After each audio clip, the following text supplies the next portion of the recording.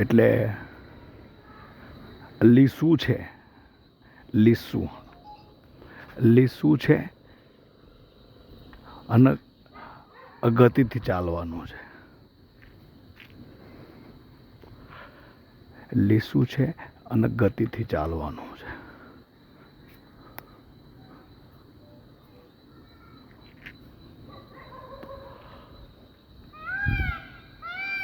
હવે લીસું છે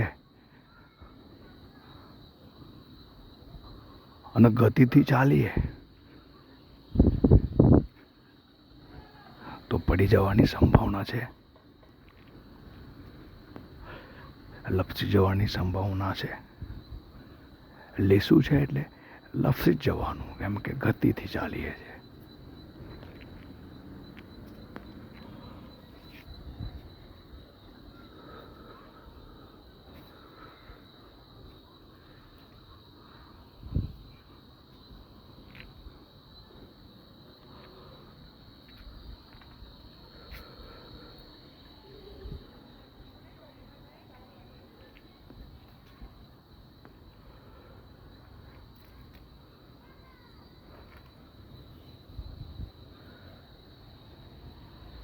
લીસું છે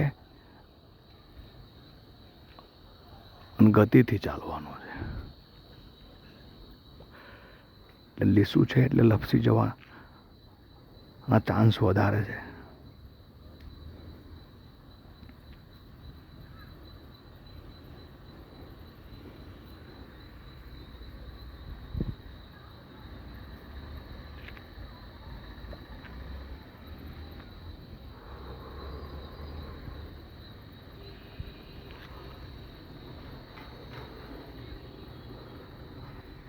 એટલે લપસી ના જવું હોય ને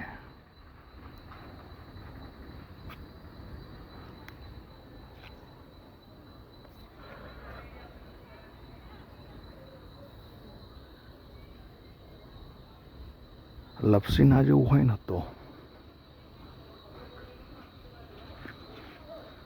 આ પાતાળપતિ છે ને, વિષ્ણુ પાતાળપતિ શ્રી વિષ્ણુ પાતાળપતિ શ્રી વિષ્ણુ જેનો ટેકો છે ને આ ફણીધર નાગ,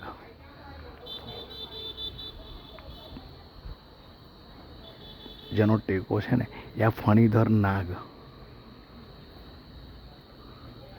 ભારું જ કહે છે.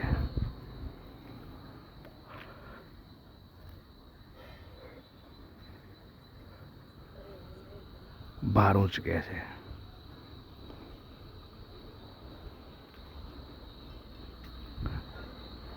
જેને કમળનું ફૂલ અર્પણ થાય છે.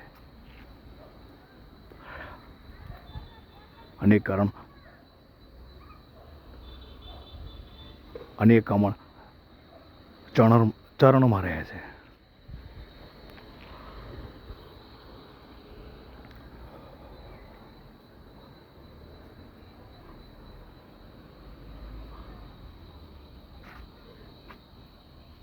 જે વિષ્ણુનો ટેકો ફણીધર નાગ આ ભાર ઝીલીને ઊભો છે.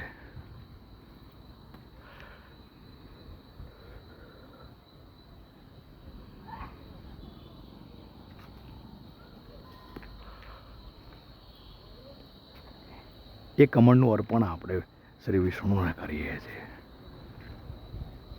જે એમના ચરણમાં રહે છે.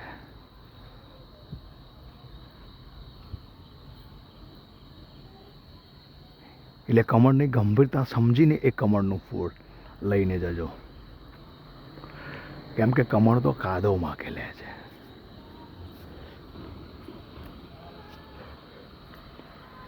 એને એ કમળને ખીલાવવામાં કાદવમાંનું કીચડ છે ને પર્ણ સુધી પહોંચવા નથી દીધું. એના પર્ણો છે ને કાદવમાં રહેવા છતાંય સુકોમળ રહ્યા છે. એ કમળનો ગુણ છે કાદવમાં રહેવાનું અને કીચડ નહીં ચોંટાડવાનું. અને એ કમળનું પુષ્પ શ્રી વિષ્ણુને ચડે છે. એટલે જોજો, એટલે તમે એ કમળનું ફૂલ તોડવામાં કીચડ ના ચોંટાડો તોય ઘણું છે. એટલું ધ્યાન રાખશો ને કે કમળમાંનું કીચડ એની ઉત્પત્તિ સમયે કમળના પુષ્પે એનું કીચડ પર્ણ સુધી નથી પહોંચવા દીધું. એના પર્ણો સુકોમળ રહ્યા છે. એને તોડતા એટલી સાવધાની, એટલા ધ્યાનથી, એટલી ગંભીરતાથી એને સમજીને, એના ગુણને સમજીને ગંભીરતાપૂર્વક તમે પુષ્પને કાદવનો છીંટણો બી પડ્યા વગર તમે લઈ આવો ને તો તમે ગતિએ ચાલી શકો. તમે લીસું છે પણ ગતિએ ચલાશે.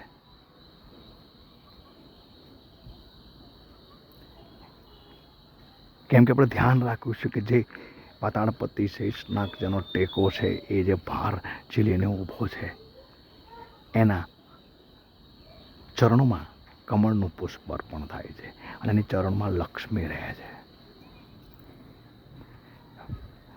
વિષ્ણુના ચરણમાં તમારું પુષ્પ અને તમારા પુષ્પની નીચે લક્ષ્મી બિરાજમાન છે. ચરણમાં રહે છે લક્ષ્મી.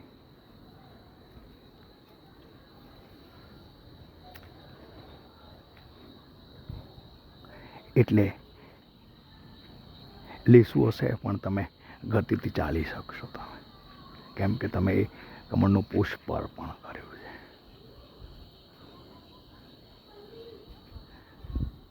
બાકી લક્ષ્મી તો શ્રી વિષ્ણુના ચરણમાં રહે છે.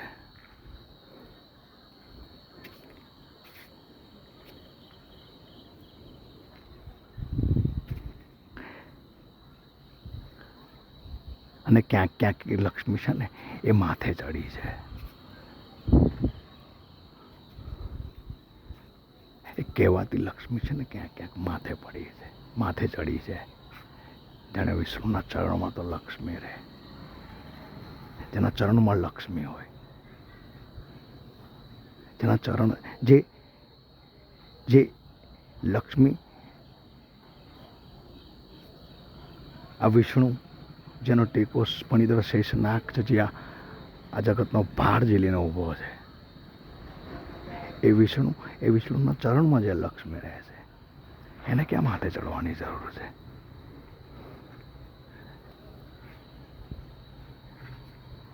આ જગતમાં જ્યાં જ્યાં વિષ્ણુના ચરણ ત્યાં ત્યાં લક્ષ્મી. તો લક્ષ્મી તો વિષ્ણુના ચરણમાં રહે છે, એને વળી માથે ચડવાની ક્યાં જરૂર છે? અને જે માથે ચડી છે ને, જે લક્ષ્મી કહેવાતી, એ લક્ષ્મી નહીં. બાકી લક્ષ્મી તો વિષ્ણુના ચરણમાં રહે, જેના ચરણમાં કમળનું પુષ્પ, જે તમે એના ગુણ પ્રમાણે ગંભીરતાપૂર્વક તમે સમજીને, તોડીને, કાદવનું કિચડનું છાંટલું બી અડ્યા વગર તમે જેને અર્પણ કરો છો, એ તાકાત આપે છે કે તમે લીસામાં પણ ગતિએ ચાલી શકો છો, ગતિથી ગતિમાં રહી શકો છો. સીતારામભાઈ.